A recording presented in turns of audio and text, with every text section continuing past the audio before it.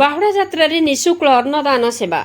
ବାହୁଡ଼ା ଯାତ୍ରାରେ ନିଃଶୁଳ୍କ ଅନ୍ନଦାନ ସେବା ଅନୁଷ୍ଠିତ। ଆୟୋଜକ ବିଶ୍ୱ ସନାତନ ଶ୍ରୀକ୍ଷେତ୍ର ମଣ୍ଡଳ ଶ୍ରୀମଦ୍ ଭାଗବତ ପ୍ରଚାର କମିଟି ଯୋଗଦାନ କରିଥିଲେ। ଶ୍ରୀ ଜଗନ୍ନାଥ ସଂସ୍କୃତି ପ୍ରଚାର ସଂସ୍ଥାନ କର୍ମକର୍ତ୍ତାମାନେ ଯୋଗଦେବା ସହ ସ୍ଥାନ ଜାଡୁଆଣୀ ମଣ୍ଡପ ପୁରୀ ଅବସର ଶ୍ରୀ ଜଗନ୍ନାଥଙ୍କର ପବିତ୍ର ବାହୁଡ଼ା ଯାତ୍ରା ମୁଖ୍ୟ କାର୍ଯ୍ୟକ୍ରମ। ନିଃଶୁଳ୍କ ପଲାଉ ପ୍ୟାକେଟ୍ 5000 ପ୍ୟାକେଟ୍ ବିତରଣ।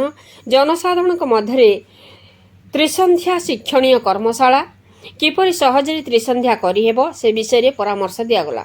ତ୍ରିସନ୍ଧ୍ୟାର ମହତ୍ତ୍ୱ ବିଷୟରେ ବିଗତ ଦିନରେ ଆମେ ଈଶ୍ୱରଙ୍କୁ ପ୍ରାର୍ଥନା କରି ନିଜର ସୁଖ ଦୁଃଖ ଜଣାଉଥିଲେ।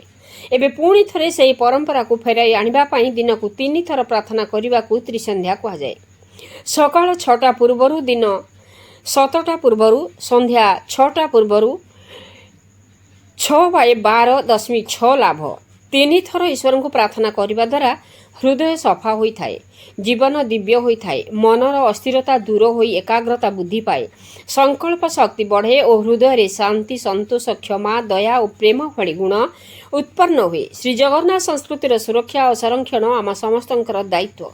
ସଂଯୋଜନା ଓ ମାର୍ଗଦର୍ଶନ ପୂଜ୍ୟ ଭାଗବତ କଥାବାଚକ ପଣ୍ଡିତ କାଶୀନାଥ ମିଶ୍ର ମହୋଦୟଙ୍କ ଉପସ୍ଥିତ ଥିଲେ।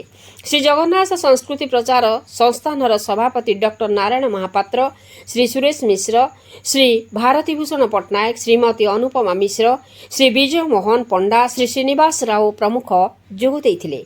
ଲିପିକା ରାଣୀ ରାଉତଙ୍କ ରିପୋର୍ଟ, ମସିହା ନ୍ୟୁଜ୍।